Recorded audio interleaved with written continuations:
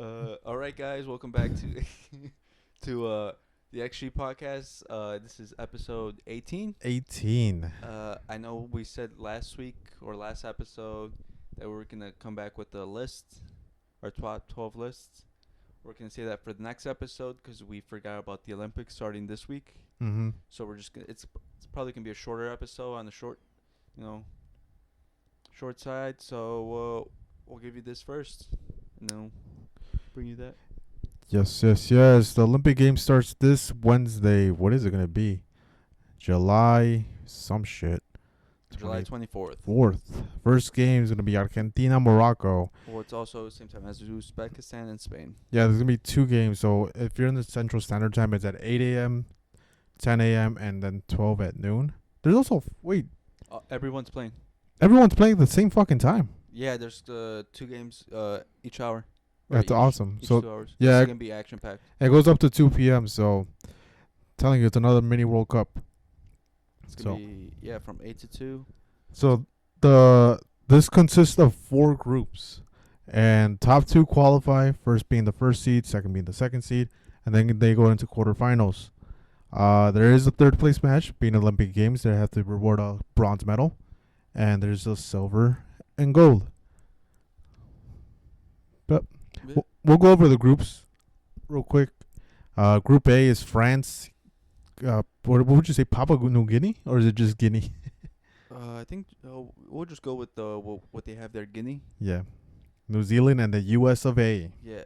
And also, these are all under 23 teams for the Mhm. Olympics. You have to certain age range, but they're allowed three I think 3 or 4. or four overage players. Mhm. So you'll notice on some certain squads they'll be not as big name players, but there's you'll see the occasional star there. Unless you were Brazil and they brought fucking Neymar when he was 27 years old. Yeah, like when Brazil was going really hard for it, and they just brought their whole national team. Who did they bring? It was Neymar, I think. Marcelo. And Marquinhos. No, Marquinhos was of age. No, he was of age. It was David Luiz, I want to say, or was it Julio Cesar? I forget. I think it was Julio Cesar. I think it was. But yeah, you could be super try hard and bring probably the best players in the world. It was rumored that for Argentina, Messi and Di Maria were gonna be a part of it, but they rejected the call up. Yeah, would have been crazy. They were just abusing children in the tournament. Yeah, and it's also kind of crazy because if you think about it, the Olympics have the Olympic Village where they're supposed to stay. Do you really think these superstars are going to stay in that cardboard bed? Yeah, oh my God, they've had what was the bet to prevent them from having sex? Yeah, because it's a common thing in the Olympics where it's they actually provide like a bunch of condoms because apparently they're just like really horny throughout the entire time and they're just having a lot of sex. Yeah, it's an insane thing. So yeah, they're in Turkey or not Turkey, Tokyo Olympics in 2021 or 2020. They came up with a cardboard bed to stop them from doing But it was the most uncomfortable thing in the world, probably. Because I think they were showing off the beds in news stations and everything to prevent them from having sex. I mean, you could have sex anywhere, but we're not going to get into it. But it's just hilarious for them to try to do that. Yeah, and apparently, so they did it again this year for the Paris. Mm-hmm. And also, it's still it's recyclable. That's why they're doing it. Mm-hmm. But it's apparently adjustable now. And it's not it's not supposed to be uncomfortable or whatever. But yeah, but actually this year, usually I don't know if I'm wrong, I might be wrong, but usually it's just like one huge Olympic village. Mm-hmm. But this year they split up into 3. Okay. So I don't know if the soccer players have their own separate one. Yeah, if Messi was there, they would not be living in that. Well, it's like the U.S., the basketball team, for the real one, they weren't staying in there. They rented out a whole boat, and they were just staying there. They're staying in a boat? Well, no, in the real one, they got like a boat. Oh. There was like right there. So they like had a whole boat, and they were just staying on like a cruise liner and staying there instead of the Olympic Village. What about the U.S.? Where are they staying right now, the basketball team? I have no idea. Because I doubt LeBron's sleeping in that fucking bed. I don't know, man. LeBron's a diva. Well, they've been pretty bad, dude. A lot of close games. A lot of close games, yeah. A lot getting bailed out. But neither here or there. We're gonna go through the groups again, and then we'll provide our predictions on who's gonna go through. So Group B is Argentina, Iraq, Morocco, and Ukraine. Then is Group C. Yeah. The Dominican Republic, Egypt, Spain, and Uzbekistan. And Group D is Paraguay, Mali, Japan, and Israel.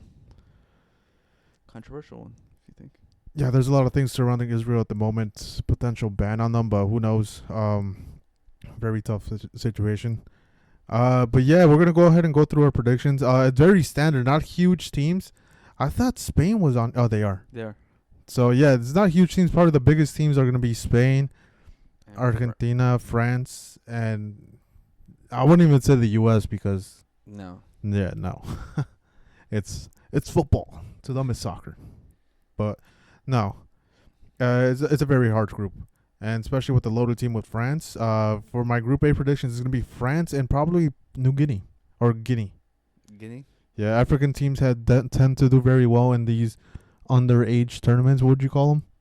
But yeah, they did pretty well. Is Guinea African? Yeah. Or is it... I'm thinking of like a island one. It's probably an island of Africa. I'm pretty sure Guinea is a.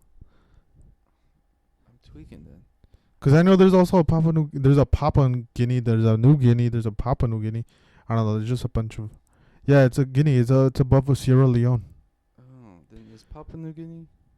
I don't know. Yeah, it's tweaking me out because normally I know it as Papua New Guinea, unless there is a Guinea. Yeah, I'm thinking Papua New Guinea. That's the island by Haiti.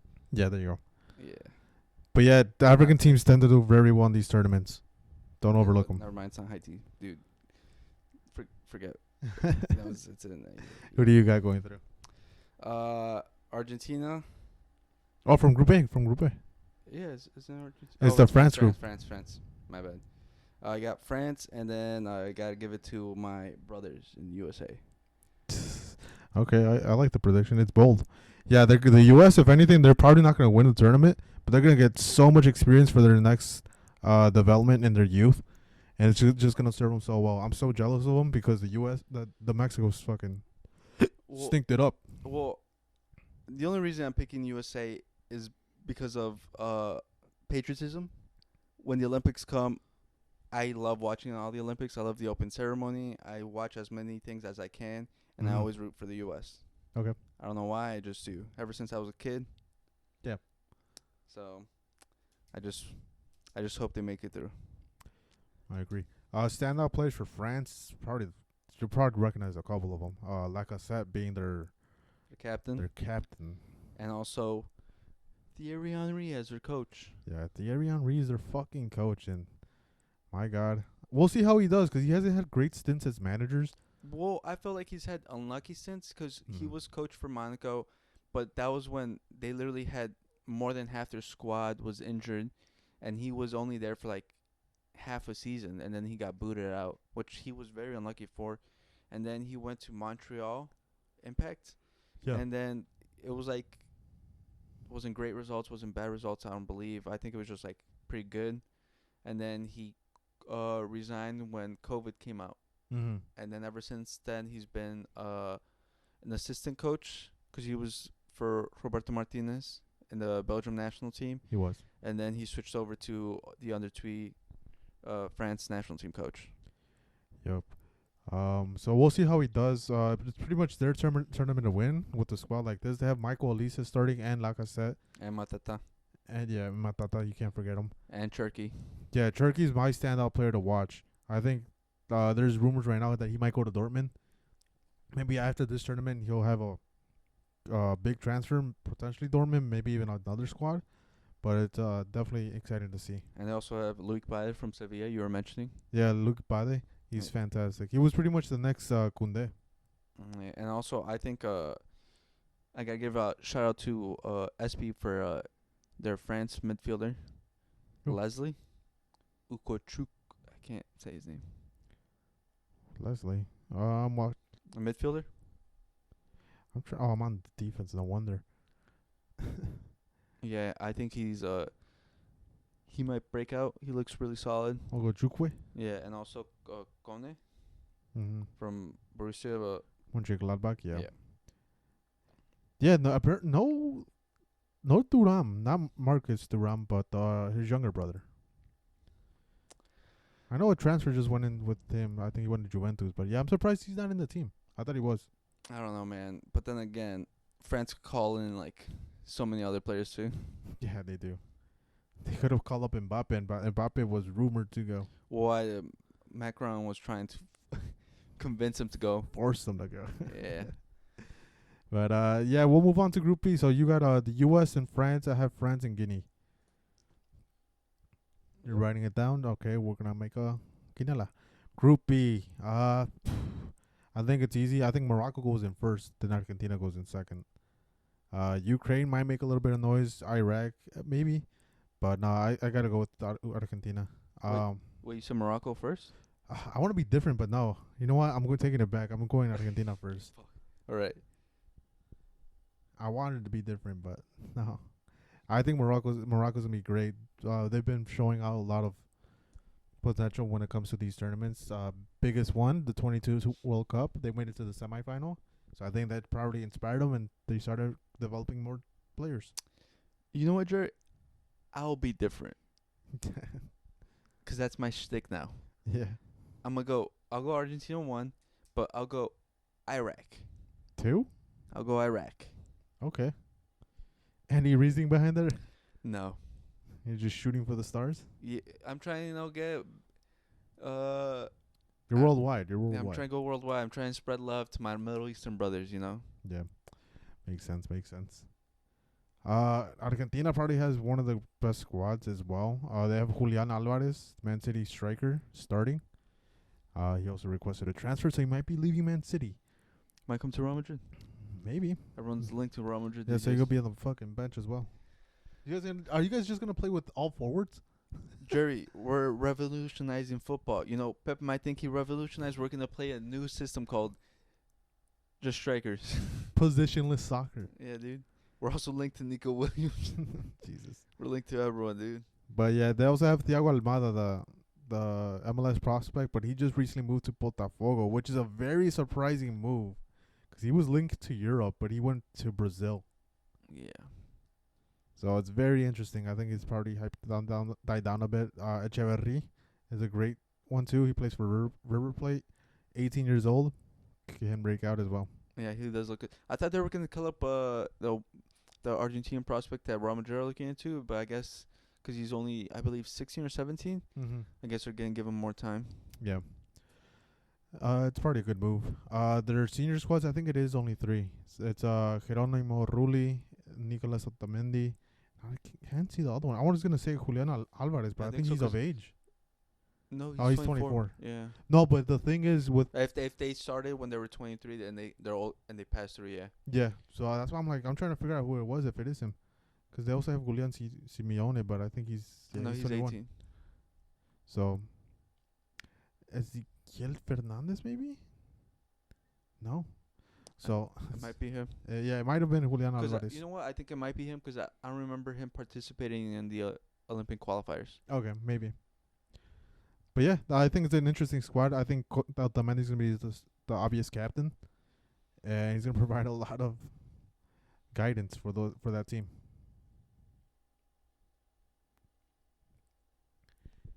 And we'll go over to Group C. This one, I think it's pretty straightforward. the easiest one. I'm probably even gonna bet a bet that Spain and France go through. But yeah, Spain is gonna go through instantly. Yeah, I have Spain and the Dominican Republic. Yeah, Dominican Mi Republic. amigo dominicanos. Mi hermano. I got Egypt. Really? Spain and Egypt. I don't think you've seen the Dominican Republic squad. That's why. Who's in that? Let me find out Mariano's in that shit. They got Junior Firpo. They got Edgar Puyol. Firpo changed nationality? I didn't even know. Well, yeah. Well, he was but he switched over Dominican for this. Okay. And then Edgar Puyol from the Castilla. Mm-hmm. And then they also have Peter, who came from La Castilla, who's now in Getafe. They have good squad. They have solid players, Jerry. Okay. Definitely a team to look forward to. Damn. Didn't Peter Gonzalez play for... He was in La Castilla for Real Madrid. Okay. Oh, I'm thinking of the Valencia kid. I think maybe Marvin, the other rum. I was thinking of Valencia kid for some reason. He looked like them. But okay, I like that pick to be honest. Yeah, dude. In Spain, dude, you gotta go with the Fermin Lopez, my boy, and then Pau Cubarsí, the standout center back. And they have the goalie as Arnau Tenas, the PSG goalkeeper, ex Barcelona one.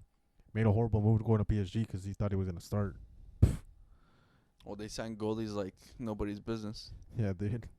Then they also have Miguel Gutierrez from Girona.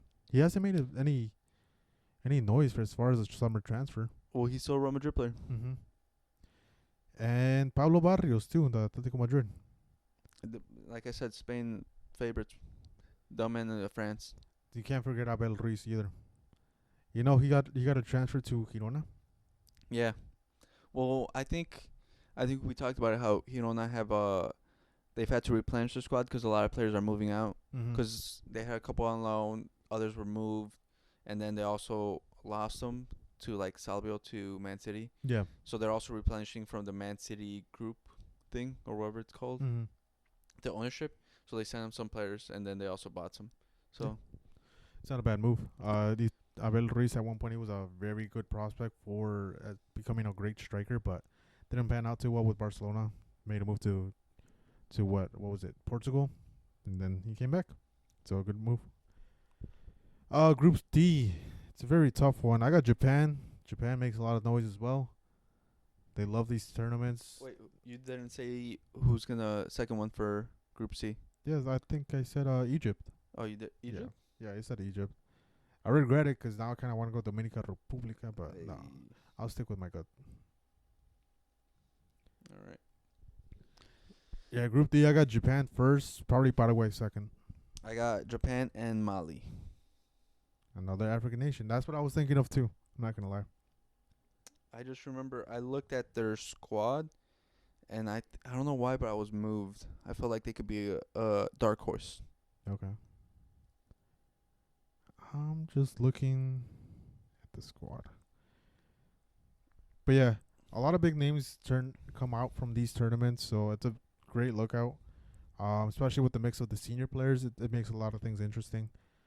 I do kind of wish they had someone OP like Neymar. Neymar, because he appeared in two of them. The 2012 and the 2016. No, 2014. Because remember, It was in 2014. 2014 was the World Cup. oh yeah. 2016. Olympics. Yeah, 2016 and 2020. Yeah, because 2016 was the one where Mexico won. 2012 was Mexico one. And then 2016. That was Germany, Brazil final. Then Neymar never played again. I thought that was 2020. I swear, dude. Who won the 2020 then? 2020, I think. Oh my God, who did win it? Brazil. But I don't think it was with Neymar. I think that's the Anthony group. Let me look at the squad. I'm trying to look at it right here. I don't see the history or anything. I got it. Malcolm, Paulinho, Anthony, Renier, Claudinho, Mateos, Enrique, Gabriel Menino, Nino, Bruno Fuchs, Abner, Diego Carlos, Ricardo Graca, Breno, Lookout. It's honestly not that good. What do you mean, dude? They had Diego Carlos, Dani Alves too before his prison sentence. Oh, they also had Richarlison. Yeah, Richarlison was a striker. Mateus Cunha, Douglas Luiz, Bruno Guimaraes, It was a really good Brazil squad. and Dani Alves. Yeah, not so great right now, but. And they beat Spain. I think the Spain squad was pretty decent too. I'm trying to go back to it and see the squad. Who was in the Spain team? Arnau Tenas, he's still there. Juan Garcia. Juan Miranda, Eric Garcia. Miguel Gutierrez, he was in the previous one. Oh my God, what? Am I looking at the current squad or the previous squad? I think current squad. I It doesn't show the this one on the. I was like, what the fuck? Yeah. But very interesting. Oh, who's the standout player for you? I just said it was Turkey. To look out for. Yeah. The senior player I think is gonna make great moves is Lacazette.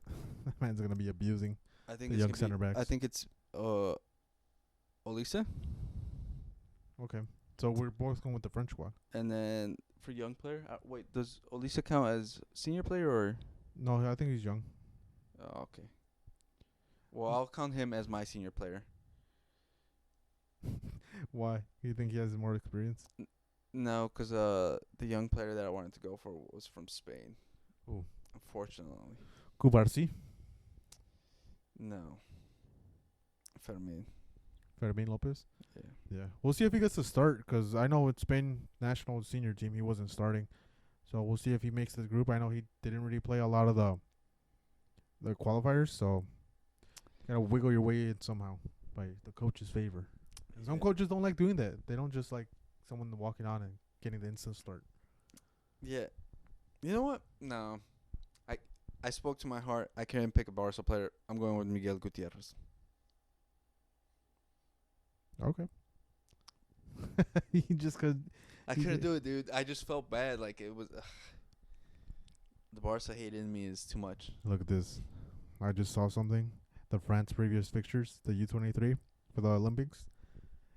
They last faced Mexico in the previous Olympics, Yeah, they 4-1. and they won 4-1. Where have you gone, dude? Dude, it's the federation, dude. Where have Oh, actually, recent news: Rafael Marquez just joined He did. coaching staff. He left Barca. So Thank now, God. so now I can actually wish him the best. Now you can. Now I can, with my full heart, I can wish him the best. One one news reporter, what would you say, analyst? I guess he criticized the move, saying, "Do you really think Rafa Marquez is gonna progress more as a coach in the Mexican national team compared to Barca?" So now that's his argument because he's going in as the assistant to Javier Aguirre, who got the coaching job, Mm-hmm. and then after Aguirre the World Cup, it's Rafa Marquez who's gonna take over till 2030. So that brings up that question. I'd say it depends really on how the squad does. Mm-hmm. Cause Southgate, as an example, when he came up with England, before that, no one would have hired him or rated him highly Mhm. enough for like a big job. Now you could say he's like a big name fish for like a coaching job, Yeah. a managerial candidate, and he hasn't shown any tactics or any style that would attract a club. Same with De La Fuente. He Mhm. came up with the national team. He became national team coach. Now you could say if he came out and said, "Oh, I'd be interested in taking a club offer," Yeah. he'd be one of the top of the list for like so many clubs.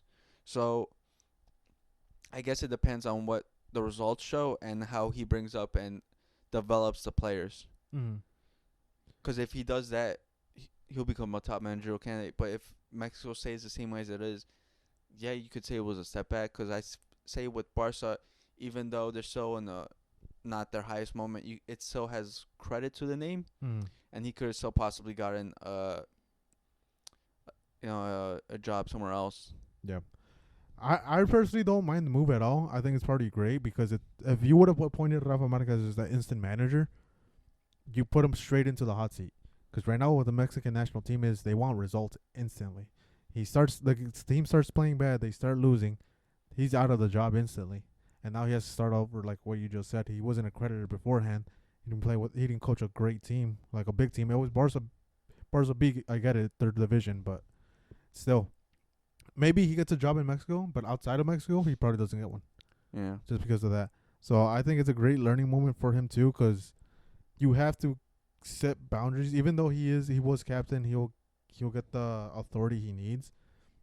It's still different, Yeah. and then he has to find out how to work with players for a shorter time rather than a long period of time with like compared to Barca.